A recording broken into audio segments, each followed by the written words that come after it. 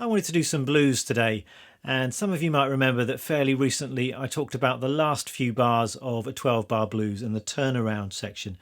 And what I thought I might do today is turn my attention to the other end of a 12-bar blues and talk about how you might open a solo or an improvisation. And this is arguably the most important part of any solo. It's that opening statement.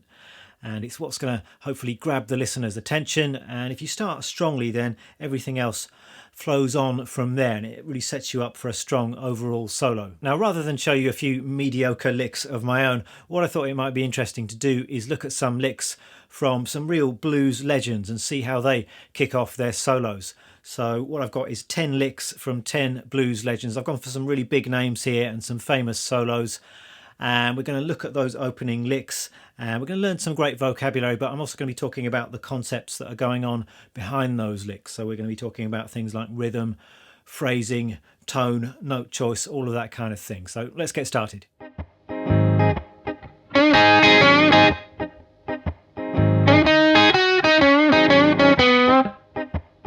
Starting with T-Bone Walker then, and T-Bone was one of the great early electric blues players, and I really should do a proper T-Bone lesson at some point.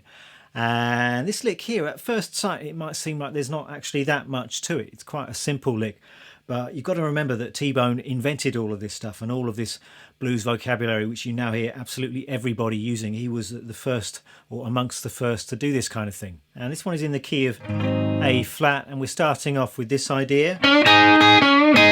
So nice strong idea. I really think it's important just to have a clear strong idea at the start of a solo, and this has really got some authority to it, I think, but it's very simple. We've got a bend and there's some double stops on the top two strings, and notice that we're coming in on the and of 3, and this ties into the recent video I did on rhythm and thinking about where you begin your phrases. So I've got 1 and 2 and 3, 2, 3, 4, 1.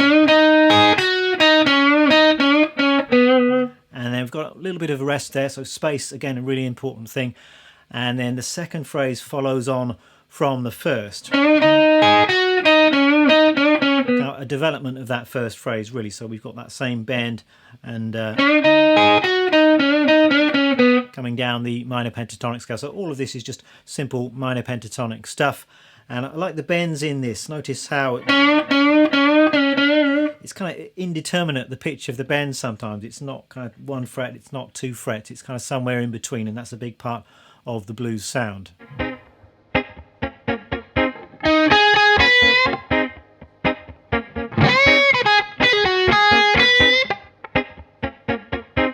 This is another real classic taken from the Born Under a Bad Sign album. That's another essential blues record, I think. It's blues in A flat, like with the T-Bone Walker tune. It starts like this. So a great opening, like with most of the phrases that I'm going to be talking about. It's simple, it's strong, it's authoritative, and that's what I really like about Albert King's playing. He really kind of meaning every note. He's kind of digging in and really committing to those notes. And we're coming in again on the and of 3, I think. So 1 and 2 and 3. Then we got some space for 1. So we're starting off in this little box shape up here. Then we're coming back to pattern 1 minor pentatonic for the next phrase. And I realised that Albert King himself played upside down, and I think in a strange tuning as well, so I'm just kind of approximating what's going on here in standard tuning, but it's a great lick.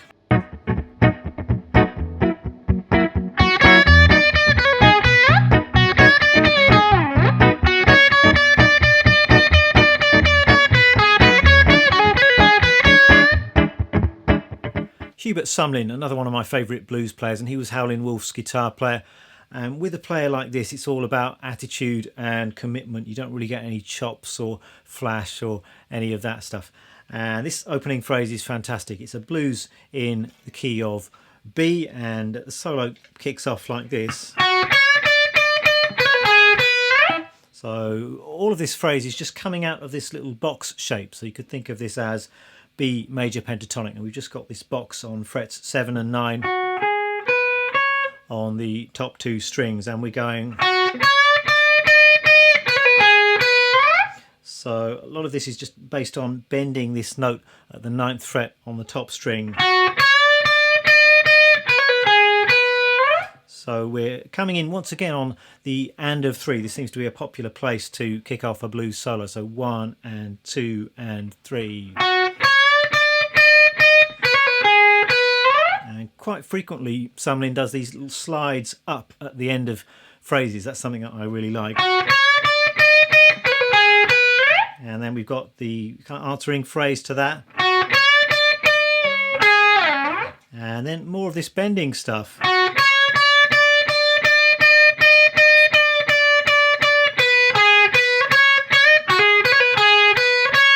So you can just get so much mileage really just out of this simple bending idea, and you're just playing around with the pitch of that bend as well. So really fantastic, I think.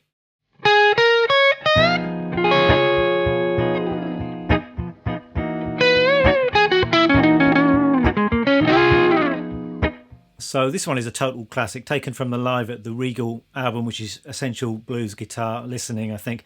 And this one's in the key of D flat. So like with the T-bone, it's a slightly unusual key, I suppose, but you do find with the older blues stuff that it tends to be in those flat kind of jazz keys. And the opening phrase is this. So a really beautiful phrase. So this is a major pentatonic phrase. So you've got a choice on the one chord at the start of the blues. You can go minor or you can go major, and B.B. King often goes between the two sounds, but he kicks off with this major pentatonic thing and just ends with a major triad in there as well, this D flat triad. And they've got more space, and then the second phrase goes something like that. And what I love about this is just the phrasing of it, and it's very hard to reproduce. I can't do it exactly as he does it, but it's not exactly metronomic phrasing. It's like he's rushing some bits and dragging other bits, and that's something you can do, particularly on a slow blues, is that you can just play with the time feeling of some of these phrases. So we've got a long slow bend, and then we've got a flurry of notes. So again, it's kind of mixing major and minor here. It starts off minor, but then we've got this note here which is from the major pentatonic, and then we've got that kind of major pentatonic ending to the phrase. You could play it here or maybe down here. It's a really classic opening to a blues solo.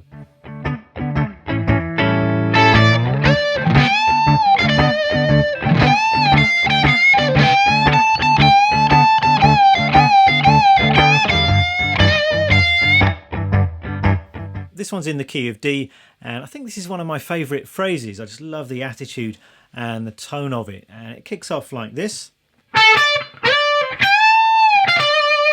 So we're starting off in pattern 1, and this is quite a common blues device. So we're playing the root note here, but then playing the same note on the next string. So we've got the 10th fret on the top string, and then 15th fret on the B string.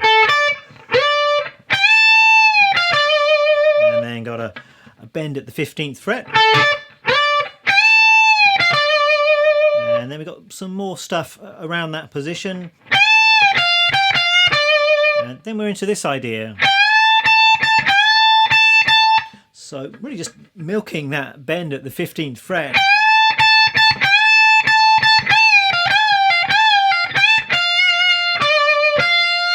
So it's all about the attitude and the attack here. He's not actually doing anything particularly remarkable in terms of the note choice. A lot of it's just all centered on that bend here. But it's just the range of expression that he's getting out of that very simple idea.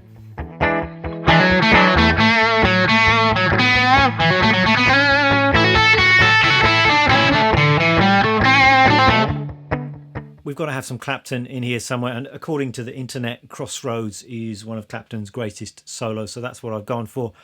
And I knew the track, but I revisited it for the purposes of this video. It's got a fantastic solo. In fact, I think there are several solos in the course of this track. It kind of goes on for quite some time. And the phrase that I've gone to, I think, is the opening phrase in the second solo of the tune. It's a blues in A, And it's a great example of how Clapton mixes major and minor pentatonic. So remember that over the one chord in a blues, you can use the major pentatonic, which gives you a kind of sweet sound, or you've got the slightly tougher sounding minor pentatonic, or you can blend the two of these things. So Clapton kicks off with this idea. So all A major pentatonic. You can think about your scale shape if you want to, but it's played on the G and the D strings. And the rhythm is great here. It's really nice and syncopated. So that's the opening idea. Then he just takes that phrase and runs with it. So he continues with this. So sliding up.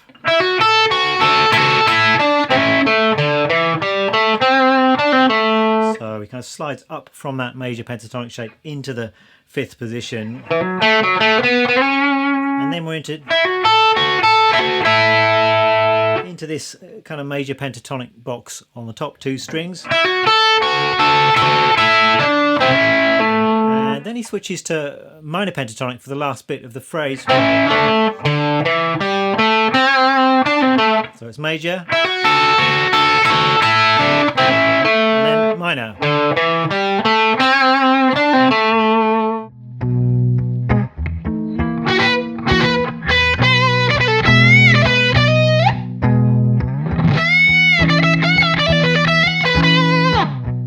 How could we not have some Hendrix in here? And of course, Hendrix's most celebrated blues solo is from Red House, and a couple of versions of this. I think my favourite is the version that you can hear on the original UK release of Are You Experienced? And this is a blues in B, though I think Hendrix might be tuned down a half step on this one, but I'm going to do it in the key of B. And he kicks the solo off with this phrase here.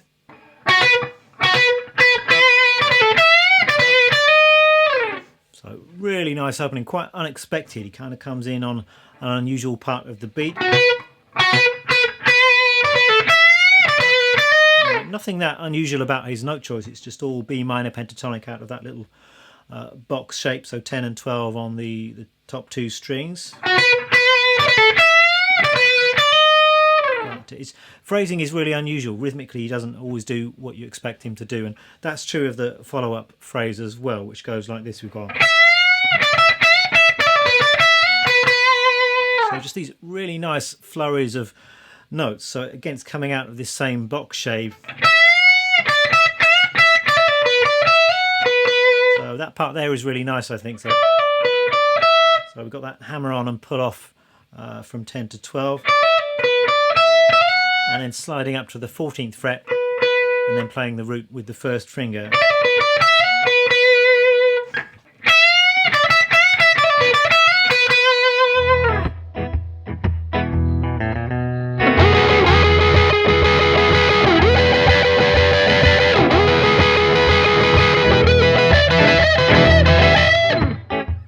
Stevie Ray Vaughan, so perhaps more of a modern sounding blues player. I have to confess, I'm not a huge Stevie Ray Vaughan fan, though I absolutely respect his playing. But this solo is fantastic, I think. And it's a good example of how you can start a solo kind of all guns blazing. I mean, with a blues solo, you've got a choice. You can come in quite subtly and leave a lot of space and then build the solo. But with this solo, it's quite a short solo. I think he just comes in straight away with just a barrage of double and triple stops, which is great, I think. So this is a blues in the key of E. Again, is he detuned on this down to E flat? He might be, but I'm going to do this in the key of E. And he's starting off with this idea. So a little double stop, 13 and 12 on the G and the B, and I think you've got the open top string, the high E string ringing as well. So that's really just giving you that E major sound. Taking that same shape up to frets 16 and 15. And then going back to the first shape again. So it's a good example of really a major sound going to that more minor pentatonic-y kind of sound and then back to that major sound again.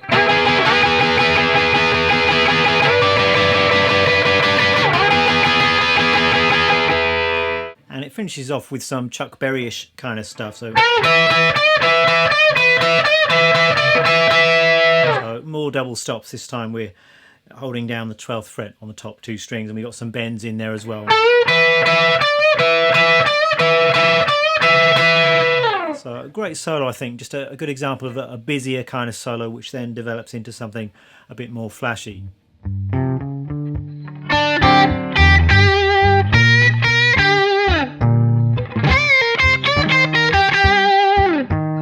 Mike Bloomfield, another awesome blues player who's maybe not quite as well known as he should be.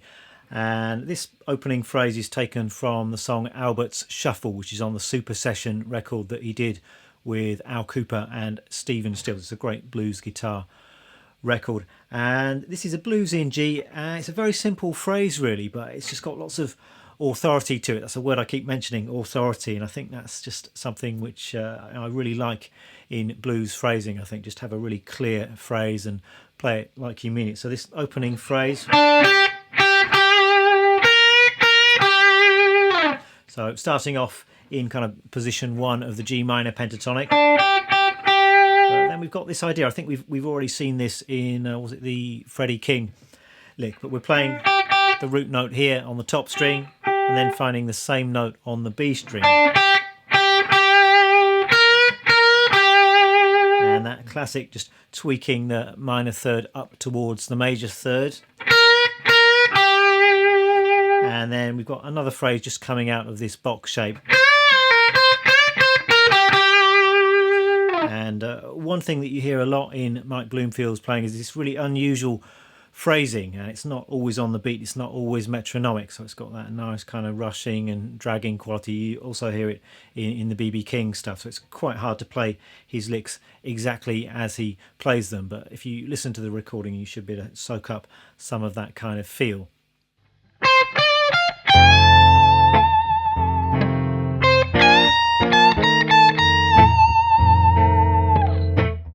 So Peter Green, I think one of my favourite blues players, just got an amazing touch, amazing feel and note choice. And personally, I can't really come close to playing as he plays, but I'm going to do my best with this lick here. And this one is taken from the album A Hard Road that he did with John Mayall's Blues Breakers. And it's a blues in F. I think it's actually an 8-bar blues, but this opening lick will work over a regular 12-bar blues as well. And it kicks off like this. So it's a major pentatonic phrase, this one. You might like to think about your major pentatonic scale shape. It's really coming out of that little box that you can find at the 13th and 15th fret. So, and bending that 15th fret note on the top string. And the key thing here is the vibrato, which again I can't imitate, but just listen to the vibrato on the recording. So you want to just blend that into that 15th fret bend there, and then the next phrase goes something like this. Another equally amazing phrase, and he seems to be going to the minor pentatonic sound here slightly, but then lowers that bend to hit the major third, so it's going between that major and minor sound. So bending at the 16th fret on the top string as a tone bend, but then just releasing the bend by a semitone. And it's going between those two notes. You really do have to have a lot of control over your bending to be able to make that sound right. The gear that I'm using today, guitar is my Les Paul. It's a 59 reissue Les Paul, which is a beautiful guitar. It's a good blues guitar, I think. And I'm going through my Marshall. This is a studio vintage Marshall, which is a Plexi inspired Marshall. And I think if you want a good blues sound, you can't go too far wrong if you've got a Les Paul and a Marshall. And gives you, I suppose, more of a 60s and post-60s blues sound, so a little bit more modern, maybe not quite so appropriate for some of the guitar players that I'm looking at in these examples, but I think it works, and I just didn't want to go to the hassle of changing guitar and amps for each of the players I'm looking at today. All of the overdrive sound that you're hearing is coming from the amp, but I have got a couple of pedals down here, and in each of the examples that I played, I was playing along to a looper, and I've got my TC Electronic Ditto looper down here. It's one of my favourite just simple looper pedals. Maybe it's not quite so good if you want to do ambient soundscapes and multiple layers and all of that stuff. But if you just want a simple looper pedal just for a simple backing track, then that's one of my favorites, I think. And I wanted my looper to go to a separate amp, and just means that I've got a bit more control over the balance of the sounds when I'm mixing the audio for this video. So in order to be able to achieve that, I had to split the signal. So I was using a Boss line selector pedal. It's not a very glamorous pedal, but it's a very useful one if you want to take a single source and then split it between two different destinations, or if you've got multiple instruments that you want to route to various different places. It's a useful pedal. That's all for this video. I hope you found it interesting, and I hope you find it useful. I hope you managed to learn a few of these licks, or even better perhaps just absorb some of the concepts behind these licks and soak up some of the attitude of these great blues players. Now, as usual, I'm going to be tabbing all of this stuff out. It's going to be up on my Patreon page. Thanks a lot for watching, and I will see you next time.